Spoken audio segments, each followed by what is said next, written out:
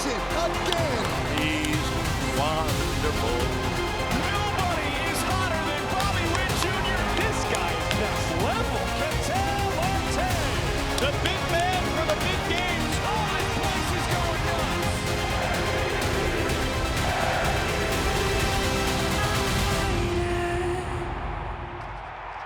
Welcome, everyone, to the 2024 BBWAA Most Valuable Player of the Year Award Show. Inside Studio 3, we are live. It's Greg Amsinger, my good friend Harold Reynolds, BBWAA voter for one of these awards tonight. Our friend Tom Verducci. Which award were you voting on now? American League MVP. I still can't tell you who I voted for. We'll find out how it turns out. But I got to tell you, it's a privilege voting on this award, and especially this year.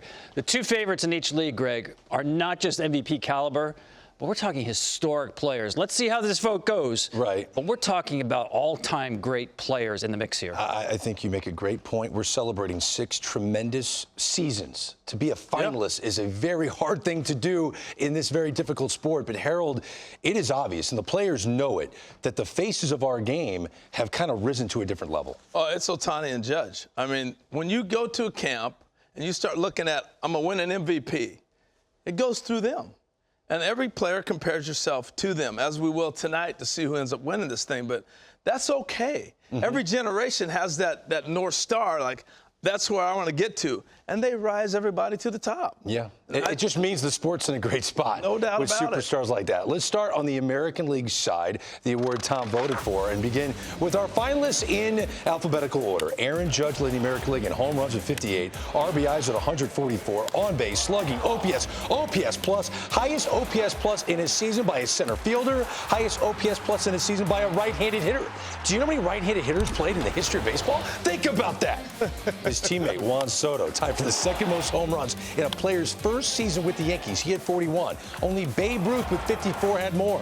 Third Yankee with 125 or more runs, 125 or more walks in a season in the expansion era. Second highest OPS with 2 outs in runners in scoring position this season. That's my favorite stat. Incredible. Wow. How about Bobby Witt Jr.? Led the American League in hits with 211 and average 332. Led baseball with a 388 average with runners in scoring position this season. First shortstop in the history of the sport with multiple 30-30 seasons. What did you say? He played what?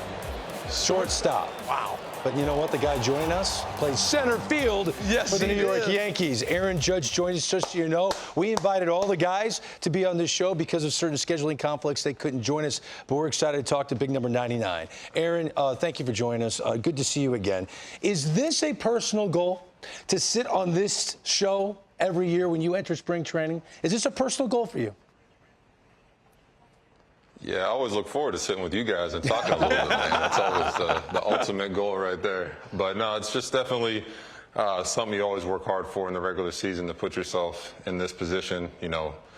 But I've definitely been surrounded by a lot of great teammates, you know, sitting here watching those Juan Soto highlights, man. He was on base for quite a bit of those highlights for me, so I know I wouldn't be here without him. There's no doubt about it. Tom's going to ask you about him being on base, but I want to take you back to even spring training. I look at this year, center field, Aaron. First off, when did it come to your mind that you were going to play center? And how proud are you to be sitting here representing the MVP possibility as a center fielder? Wow. You know, I think really playing center field came a couple years ago. The team, we needed somebody to play center, and I just want what's best for the team. So I said, hey, I'll play center field for us, whatever you need, as long as you guys need me out there. You know, I'll play left, I'll play right, you know, whatever gives us the best lineup. And especially when you go out and get a guy like Juan Soto, you know, I think the most important thing is you want that guy to feel comfortable. And when he's comfortable, you're going to see what he does, which is what he did this year. So it's, you know, blessed to be in this position, excited, and it's a great opportunity. Well, Aaron, I'm glad Harold mentioned your defense, because I'm a big fan of the way you play the game. I know a lot of people pay attention to the home runs. Very impressive. But the way you throw the baseball, the way you run the baseball, your at-bats, I find super impressive your all-around game. That makes me wonder, what of the parts of your season of 2024 are you most proud of? What stands out to you? Oof. You know, that's a tough one to say. There was quite a few great moments that as a team. I don't know. We had quite a few comeback wins. You know, we had some good wins against the Red Sox at home, which were fun. You know, going on the road to the West Coast, you know, playing those games in front of those fans in San Diego and San Fran. Those were always some fun games. You know, had some back and forth. You know, I saw Juan hit a big homer for us in the ninth out in San Fran against one of the best closers in the game. So there's a lot of moments, man. I can't really just pick one. So I know the World Series didn't end the way you guys wanted it to, but man, how was it to taste and see? You got there. How was that? Yeah, like you said, it didn't end the way we wanted to. You know, we played a great Dodger team. You know, they got, you know, a stacked lineup over there, a stacked roster, but it was, it makes you want more. You know, it makes you, you know, wake up early and get things going already in the offseason to put yourself back in that position and, you know, change the outcome the next year. So, no, it was definitely a fun journey throughout the season to be able to get to that point, but, you know, now it's time to finish it. All season long, you appreciated Juan Soto being on your team. What impacted your season more? Him being on base in front of you, or the amount of pitches he would see every at-bat that you could watch on the on-deck circle? I would say it's the pitches, seeing the pitches. You know, we all know this guy's going to be on base, you know, 50% of the time, if not more. But I think just the quality of every single at-bat. You know, it didn't matter if he went up there and flew out or went out there and struck out. If you're going to strike out Juan Soto, it's going to take 10 to 12 pitches to try to get it by him. And it's just impressive, man. I get a chance to see how the pitcher's feeling today, what pitches are working. Is he going to the two-seamer now? Is he trying to go to his wipeout slider now? So it just gave me a better picture of what to expect stepping in the box. And, you know, one thing that he did well, too, is he communicated well. You know, all the guys, our leadoff guys, if it was Gleyber Torres or Juan Soto, those guys really communicated about what they were seeing. Even if they got out on their way back to the dugout, they kind of either give me a little motion about what the pitch is doing or, hey, check this out. So I think for me, that's the most important thing. I'm going to make sure I find out who Tom Verducci voted for this award before the show's over. I'm going to make sure I find out. I will reveal it. Oh, you will? Good. All right. I'm looking forward to it. Aaron, don't go anywhere. Coming up after the break, one of our baseball experts will break down your remarkable 2024 season, along with the other finalists for MVP. We're back live on MLB Network after this.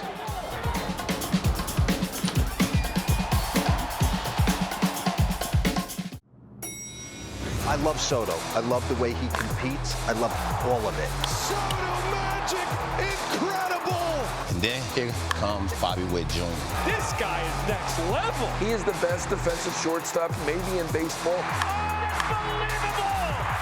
Aaron Judge in the clutch. Power, raw power. These guys are really fun to watch.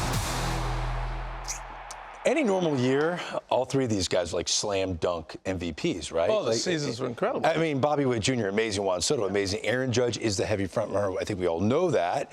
The announcement is coming at moments, but only one of my experts can do an Aaron Judge breakdown. And there's only one way to figure this out. Rock, paper, scissors, guys? Oh, yeah. Do that. All right, rock, paper, scissors. Oh, you got me kidding. That's such a great breakdown. Go ahead, show us what you got. Step aside. Oh, hey, man. think about this. It's harder to get a hit in the game today than it has been since they lowered the mound in 1969. And yet Aaron Judge hits 322 with 58 bombs. So to find anybody who's done this, you got to go back like a century or back to the PED era. This guy is amazing. So I want to talk about what a great pure hitter he is, not just a slugger. How do you hit 322? Well, think about some of the changes Aaron Judge made in 2024.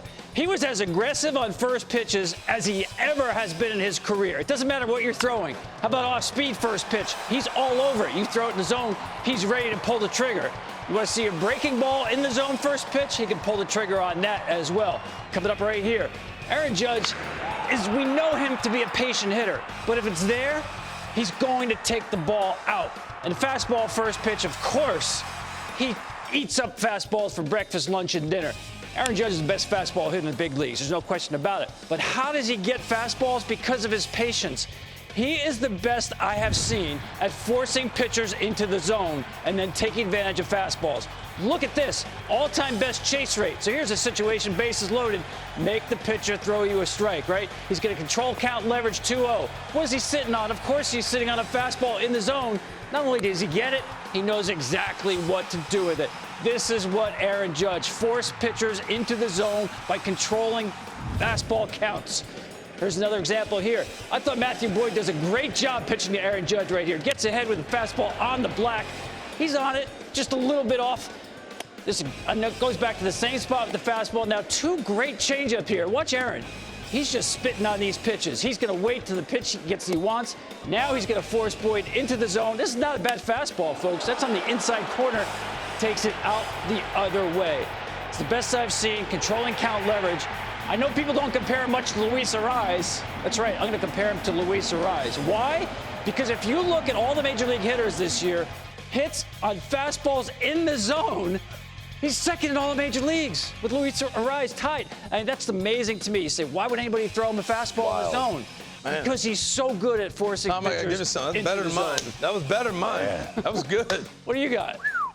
Well, I thought that was pretty good. That was better than my Judge tape. I'm going to go to his teammate. That all right? I'm going to go to Juan Soto. Okay. I want you to take you back a little bit and show you why this guy's so great. To me, this is all about practice. Practice makes perfect. We've heard that forever, right? How about him in New York? Did he fit? Anybody fit better? You know what it reminded me of? When I was a kid, when Reggie Jackson went jogging out into right field in Yankee Stadium and everybody was throwing Reggie bars and candy and everything else out there. Reggie, that was the kind of thing you looked at when you went out there and watched him play in New York, playing in right field. But let's get down to the real deal. I know this doesn't count on the MVP, but man, was this a fun home run, Greg. Best at-bat I've ever seen. It was amazing. I just had to show that. But let's go back and look at Juan Soto. One day tells you all you need to know. August 13th, let's go to top of the third. He hits 3 home runs in this game. This one to left field, I went, man, this guy's swing has never changed. It's just got better. I want to take you back to when he's 20 years old with the Washington Nationals. When he shot this ball out to left field, we went, oh, man, he's going to have an amazing career. Then we thought he was Tony Gwynn, but then he added power. But look how he gets back, sets, reads the pitch, and is able to drive it. This ability to go back and read the ball is why he does not swing and miss as much as he does, and also the patience. Now he's stands a little bit taller. He's a little bit wiser. And look at him. Still got that same load. Sit back on the legs. I'm going to read the pitch, and I can do whatever I want to do with it. He's carried a practice perfection and made it perfect, and now you're getting amazing results. And that's what I love about him. One game, like I said, 3 homers. That was left field. Let's go to the 5th inning. He's going to shoot you out to left center. I mean, it doesn't matter. You want to go away? I'll hurt you. I'm not just playing pepper, but I'll go deep. And now bring in a lefty. Don't think about throwing it in here. What? I'll hit one out to right. This was an amazing game, but it showed you all the things he can do in his at-bats, in his swing, everything else. Incredible. I think he's the best hitter in baseball. That's just wow. Soto. That's why there's so some much big names just in this show alone, and you're saying he's the number 1 hitter. It's the hitter. Strength, I'm not saying everything. The strength he has to have in that left leg to load, and then he stays back on it. All of his torque is on it. He stays behind it. Great tape. Outstanding. Well, we have 1 finalist left. And like I said, on any other normal year where 2 Yankees aren't otherworldly, a 30-30 shortstop for a team that lost over 100 games and they're in the playoffs, that's kind of the recipe for an MVP. Hey, not only that, Bobby Witt Jr., compare him to all shortstops all time. This is one of the all-time great seasons by a shortstop. How about winning the batting title while going 30-30? It's only been done 2 other times before, and he's the youngest ever to do it. How do you do it? You know, listen, he's a number 1 draft pick. We knew from the get-go he was really good. But look at the improvement on forcing fastballs. Because when he arrived a couple of years ago as a rookie, the book was you can get him out with some velocity. Well, he has totally changed that, and I want to show you how. Not major swing decisions, but subtle movements to really be on time on the fastballs. I'm going to show you the same pitcher, same pitch. Bailey Ober, fastballs down the middle. This is 2 years ago, a little roll over to third. You see now, we're going to show you 2024, same pitch. Whack to the other way. Most exciting play in baseball. Bobby Witt running out a triple. How much fun is that? It's fun to watch. I love Bobby Witt. Now take a look at the approach here. Start with the setup. He's got the bat already in a loaded position here as opposed to being parallel to the ground here. So he's on time earlier. I want you to watch, too, his head here. He's so connected here, I call it hitting in a phone booth. The hands are so close to the body, the head doesn't move. That is just efficiency. Here's what I'm talking about with the head. See, he's drifting a little bit. The head's out in front of the torso. much better. The other thing was this gave him a lot of trouble his rookie year, that fastball up, right? Not anymore. Man, he was all over this pitch. He was one of the best hitters in the game on fastballs, especially up. How do you do that? Change the bat pat. You watch on the left here, the bat's going to work a little bit uphill. Over here, it's a lot flatter. And again, watch his head. He's more upright here. Here, he's diving underneath the ball with the head, really coming down, the bat going up. Now watch the finish here. Because he's coming uphill here, he's going to finish higher. Because it's flatter here, he's going to finish flatter.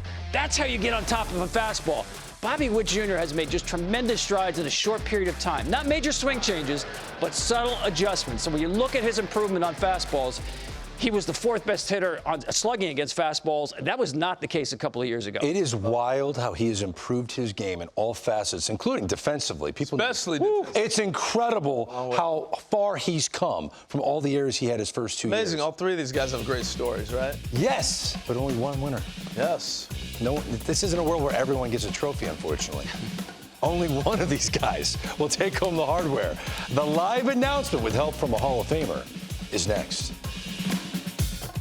Welcome back to the 2024 BBWAA Most Valuable Player of the Year Awards show. Who will it be on the AL side, Judge, Soto, or Bobby Witt Jr.? Helping us with the live announcement is a first ballot Hall of Famer, a champion, played 20 seasons in the big leagues, all in pinstripes, over 3,400 hits, 14-time All-Star, a bunch of Gold Gloves, the iconic Yankee legend, and now TV star, Derek Jeter joins us live on MLB Network. Good to see you, Derek. Thanks for doing this. I've always wanted to ask someone like you what your definition of MVP is. We kind of argue about this on MLB Network all the time. Is it most outstanding statistical resume, or is it your value to your team to get your team to the playoffs? How does Derek Jeter define that? Well, I usually stick with the analytics, and it's F-WAR, backslash, double dot. Look, there's always the debate when you get to the end of the season. Is it the guy that put up the best statistics, or is it the guy that brought the value to their team? I'm a firm believer.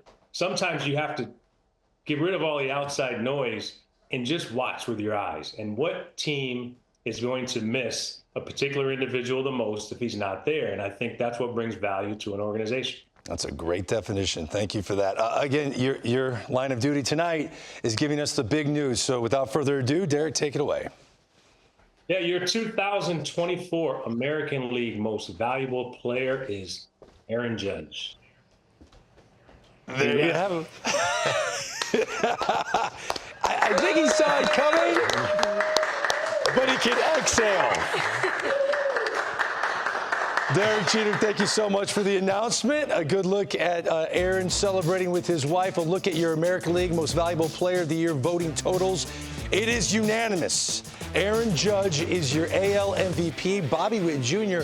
unanimously gets second place in the voting. Soto third, Gunnar Henderson fourth, Jose Ramirez of the Guardians finished fifth.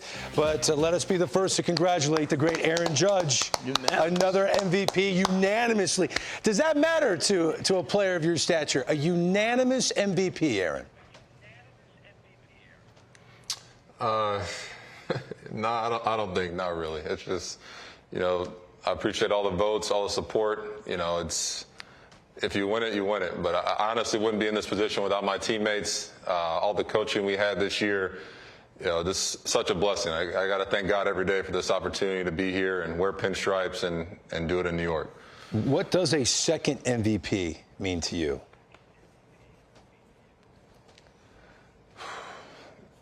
It's funny. I was talking to Harper a lot this season. I was telling him, man, I'm gonna try to catch up to you on these MVPs here, man. But he's saying hopefully he can stay a couple ahead of me, which I think he'll do, man. It's it means a lot. Just a lot of the hard work in the off season, during the season, the ups and downs throughout it, and just the constant support from my teammates, the fans in New York, just everybody to help me get to this spot. Well, Aaron, congratulations. I guess you know how I voted now, being unanimous. But the competition was amazing when you think about guys like Bobby Witt Jr. and Juan Soto. It speaks to how great your year was to win this unanimously. My question for you is, you were a great example of the length of the season. April didn't begin the way that you wanted, but I never saw anything really change with the way you handled that. Give me a window into how the season started and how you got it on track. Yeah, well, first I want to say, just a quick shout out to Bobby Witt, and my buddy Juan for, just the seasons they had. Just incredible to watch. I got to watch Juan up close and personal all season long, and man, he's the best in the game for a reason. And the same with Bobby Witt. Seeing him the past couple of years continue to develop, continue to get better. It's going to be fun to watch those two for years to come. But like you said, yeah, March and April were not my friend this year, and it's just a testament to. It's a long season. You're going to go through some ups, you're going through some downs, and it's just about leaning on your teammates and on your family and just put in the work. I think that's what it comes down to, is just keep putting in the work. And things are going to change. You can't mope. You can't feel sorry for yourself. Especially in New York, nobody's going to feel sorry for you. So you just got to go out there and put up the numbers. Hey, Aaron, congratulations. Outstanding. 2 and 3 years now. And I guess my question is this. We started the year talking about this show talking about Ohtani and Judge are the ones that hold up the standard for the league. What does that make you feel like when you hear that, and what's the responsibility behind that? When I hear that, I think people are coming for the spot. So you got to keep putting the work. I think that's one thing that I learned at a young age, and even being in New York, watching Derek Jeter for so many years and talking with him is. He played every single game, every single season like somebody was coming for his job. And, he kind of passed that down onto the next generation where I think you could ask all three of the guys, Juan, Bobby, and myself that, it doesn't matter if you're at the top or wherever you're at, someone's always coming for you. Someone's always coming for that spot. So you got to put in the work. You got to continue to make changes. You got to continue to try to improve yourself till they rip this jersey off you. One of my favorite stories of my time at MLB Network is watching this kid, Aaron Judge, show up in Studio 42 on the night of the draft. Harold and I saw this coming. We saw it coming. Aaron, congratulations. You're AL MVP. You deserve it, buddy. Thank you. Congrats, Aaron. Here you have him, the great Aaron Judge. When we come back, the NL side. That's next when we return to Studio 3 live on MLB Network. Well, we just made it official moments ago. Aaron Judge wins his second career AL MVP, and it was unanimous. We shift over to the National League side. It's Greg with Tom and Harold. We have three terrific finalists, Ketel Marte, Francisco Lindor, and Shohei Ohtani. Let's break them down, walk through their seasons. Harold, Ketel Marte, if he doesn't have that ankle injury, missed 16 games, were the meat of the season at the end of August into September, he's very much in play here beyond what we even saw from Ohtani. He had a terrific year. He's not sitting on this couch right now today with that terrific year he put together. I love watching guys grow up. I've known Ketel all the way back to the days of the Mariners. You know how much I love this guy. But I'm going to tell you what, he's really warmed my heart at second base. Way to go, young man. Switch hitter with power, ability to drive. What we saw him do down the stretch last season to take his team to the World Series was just a preview to why he's in the MVP final tonight. Both sides of the plate, dangerous, but if you're going to play second, you got to defend. And with the new rules, you better have some range. He's got it, man. You got to start with the feet on the infield, and you can't go across the line. You got range, you got arm, he does everything. It reminds me of this guy, Robbie Alomar. There's not been a switch-hitting second baseman that can do the things Ketel Marte does since Robbie Alomar. And that's what I'm telling you. The athleticism, the ability to do all these things, we're watching a guy right now that's generational. I love this guy. I think we're just starting to scratch the surface of what he can do. Tom, you're up. Let's stay in the middle infield because I want to talk about a guy who Derek Jeter pretty much defined his definition of MVP. Shortstop, everyday defense, offense. That's Francisco Lindor. And he was there when the Mets needed him the most. Remember going back to the end of May when the Mets were 11 games under 500. Clubhouse meeting, gloves being thrown in the stands. Who stepped up? Francisco Lindor was the one who stepped up. It really began the next day. This is the next day after that terrible loss to the Dodgers. Starts off the game. This is what he does, setting the table. Starting with a base hit, and then gets himself a bag. Lindor just could beat you in so many different ways. This is the same game. Next time up, getting on top of a fastball, hits it out of the ballpark. Set the table, clear the table, whatever you need done, that's Lindor. Same game, next time up. That's a sweet swing there to start a rally. Not done yet. Next time up, need a base hit with man on second. There you go. The Mets wound up winning this game. Francisco Lindor led them. And how about his power? He hit some of the most meaningful, important home runs you will see. One-run game, Cole on the mound. See you. How about another Cy Young pitcher on the mound? Chris Sale, one-run game. Bang! Another one out. One more for you. Another one-run game. Ryan Nelson on the mound, taking him out. Yard. The Mets were 25-4 when Lindor hit a home run. 25-4. And you got to think about the last weekend of the regular season. The Mets need to win to get into the postseason. How about the game in Milwaukee? Remember, he was on the IL for about 9 days with a bad back. Starts it off with a walk. First pitch, steals second base. Yeah. Setting the tone, scores in a base hit. Yes. That's a guy who sets the tone. He's not done yet. Scored easily on that hit. Great read on that ball, by the way. His fashion changing, too. He's feeling himself. Not done yet. Now he gets a big 2-run knock to push the lead from 2 runs to 4 runs. Not done yet either. How about a home run to really put the game out? Oh, yes. I mean, then you talk about the next day they go to Atlanta, right? They're down to their last 2 outs. They need to win this game. Runner on base, down 1 run. See ya. I mean, this guy came up big in every situation. Whenever the Mets needed a hit, a home run, a walk, a stolen base. That's a great definition of an MVP, a guy who comes through when the team needs you the most and gets you into the postseason. Well, it's what Derek said. Take the guy off the team and who has the biggest void to fill. And Francisco Lindor, if he was not in that lineup for the New York Mets, forget about it. But as I say that, I'm trying to imagine a Dodger lineup without Shohei Ohtani, and that's a hard thing to do. What about starting the year with a little bit of pressure? $700 million. Let's just go back to the press conference. Okay, Greg, we flew to L.A. We did. And there was about 30 million people in Japan watching this. That's pressure. All right. And then he said, I'm going to get back healthy. Remember, he didn't even pitch this year. So was he going to be able to win an MVP without pitching? Well, he's going to show you what he's capable of. All right. 59 stolen bases, 54 home runs is what he finished the season with. But let me walk you through one day. Just one day, define the whole season. He came into this 48 home runs, 49 stolen bases. Let's go to the first inning. He hits a double off the wall. I'll stop there because I'm going to steal third. I need my 50th bag. Go, Shohei! Save. 50 stolen bases. That's in the box. No problem. All right, he stole another one in the next half inning, and now he's got 51 stolen bases. He's sitting on 48 home runs. Here you go, boom, see you later, homer. I have 49. I may as well do it all tonight. All right, may as well. That's what it felt like that night. Yeah, so 7th inning, Shohei comes back up, and what I loved was his personality coming alive. We didn't see him smile and all that stuff before in Anaheim. I guess he really didn't have a big reason to. He's smiling about everything now all the time. 50 home runs, 50 stolen base, 51 stolen bases at that point.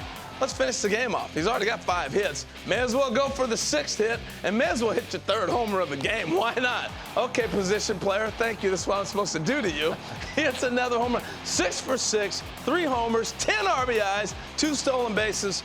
And the reason we're talking about Shohei tonight is 50-50. If he's 50-20, we're not talking about him winning. Forget about it. 50-50. He did something that had never been done before. Yeah. And that's what he's come to do. And that's why we're knocking on the door of another MVP. And that game personified his unicorn season. Yes. It really did. That was well done. Okay, so you want to talk to a few of the finalists? Let's do it. Would you like to do that? Yes, I love that. All right, we're getting closer and closer to finding out who is our NL MVP. Don't go anywhere.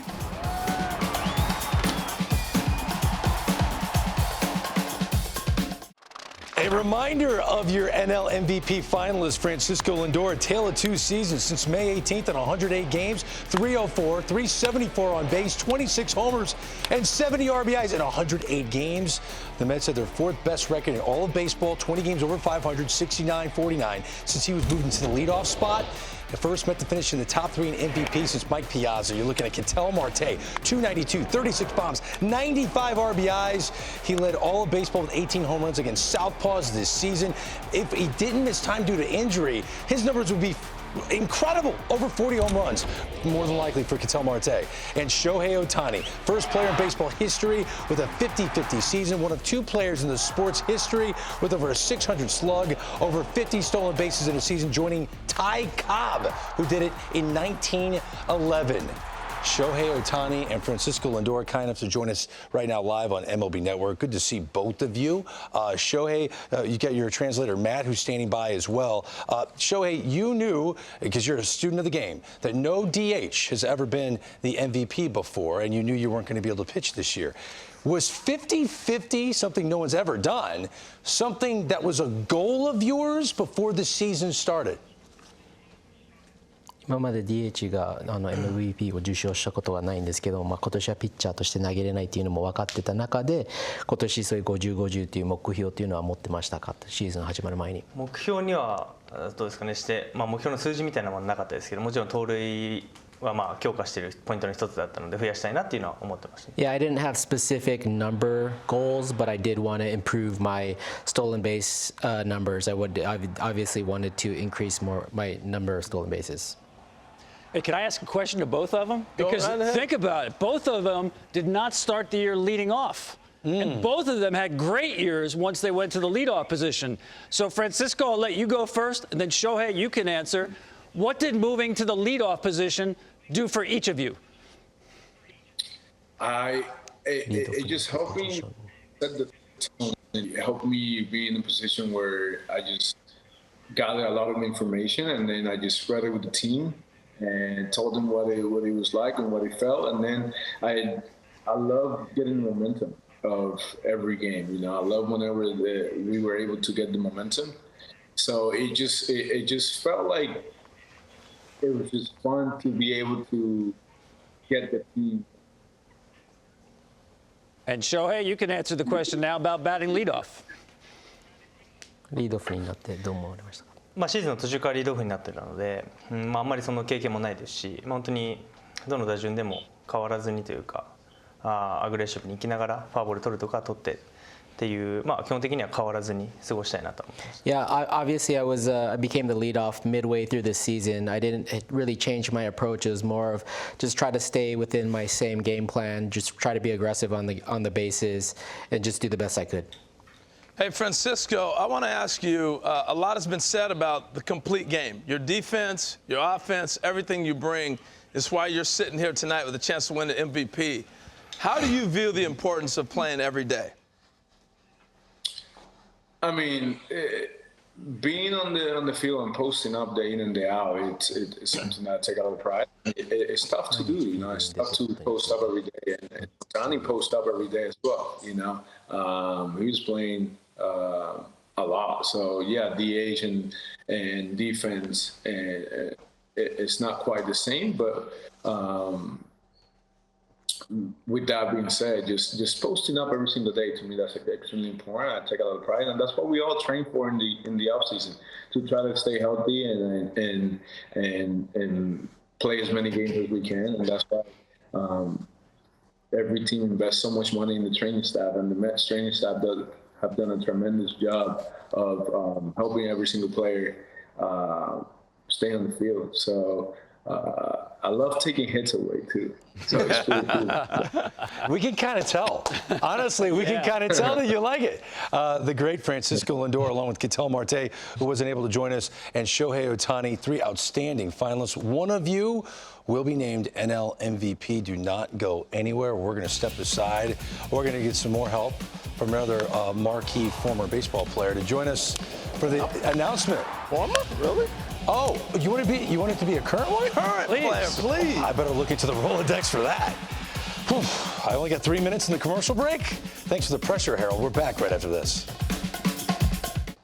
We're moments away from finding out who will take home the NL MVP. Will it be Francisco Lindor, Ketel Marte, or Shohei Ohtani? To join us to make the announcement, all because Harold wanted a current player who's won an MVP. We were able to get this guy on the phone somehow. He's just wrapped up his 17th season in the big leagues, winning a World Series with the Dodgers. I mean, 5 ERA titles? Won an MVP, one of his 3 Cy Young seasons, by the way. In 2014, he just went 21-3 with a 1.77 ERA. Look at him, the spry Clayton Kershaw back in the day. And Clayton kind enough to join us now live on MLB Network. Clayton, thank you so much for doing this. Good to see you again. Take me back to that magical season, man. To win 3 Cy Youngs, that's special. But the MVP for a pitcher, I mean, how do you wrap your mind around that? It was a lot of fun. It was a great season, obviously. A lot of things have to go right, too. A lot of the position players, I think, got hurt that year. They were having great years. So it kind of worked out in my favor all the way around. But it doesn't take away from getting to win that award. It was really special. And it still is. It's I can always say that. You can always say that you're an MVP. So it's pretty cool. Well, it's cool to have you here to make the big announcements. So without further ado, Clayton Kershaw, take it away. All right, 2024 most valuable player goes to my teammate Shohei Ohtani. You got it?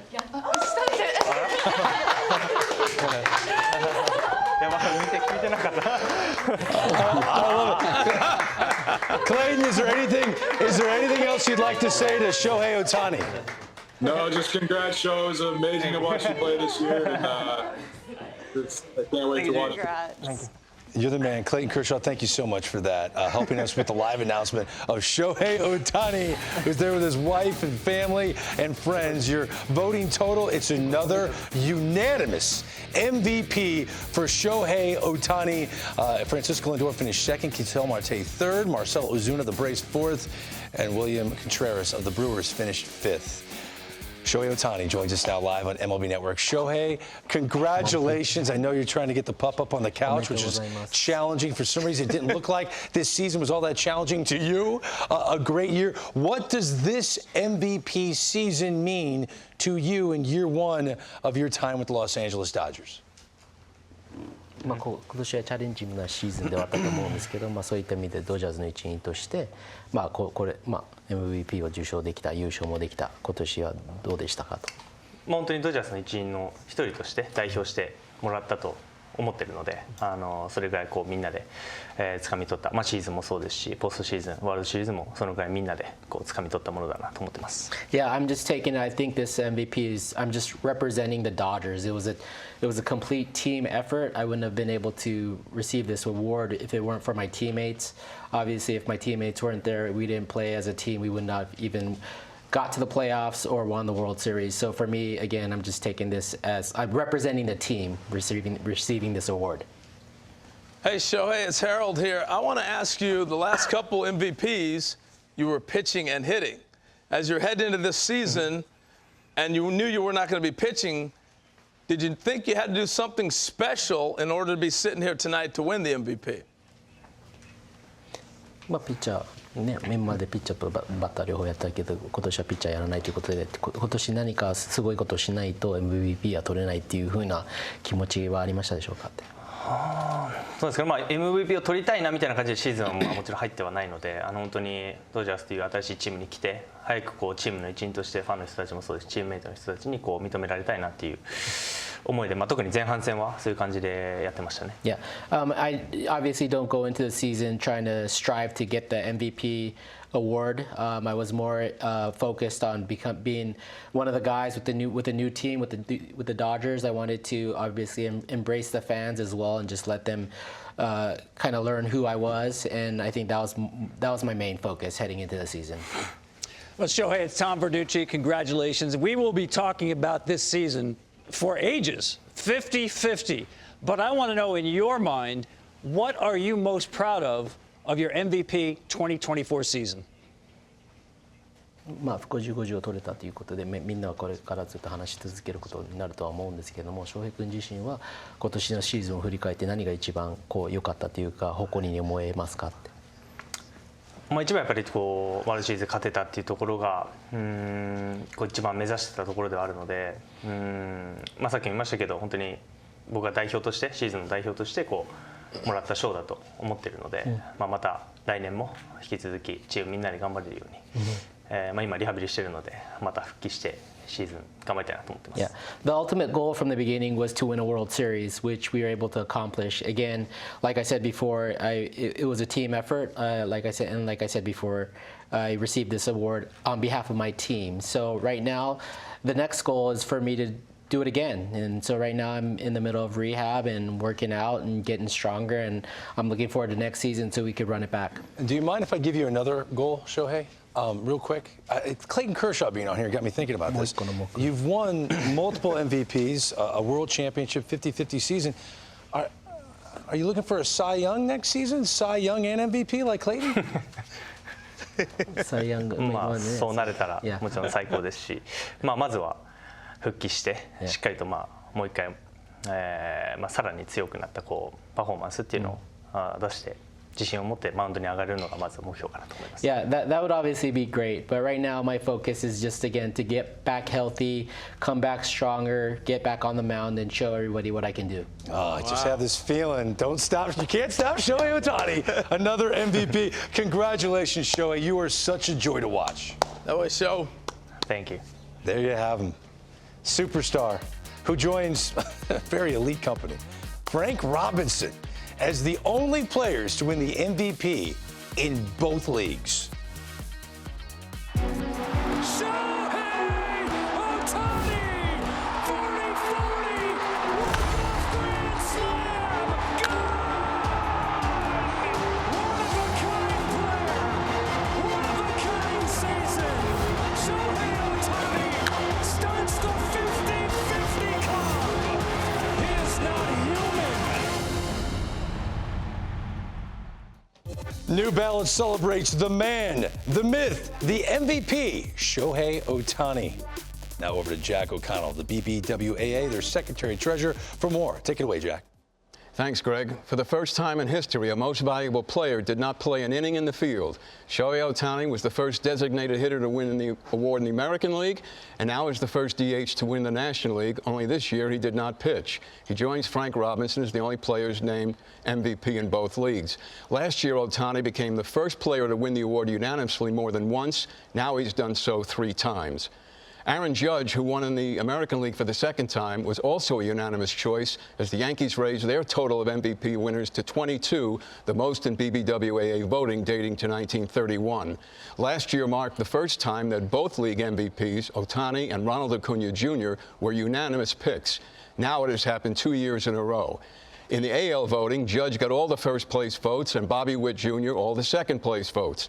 That happened just once before, last year in the National League with Acuna and Mookie Betts.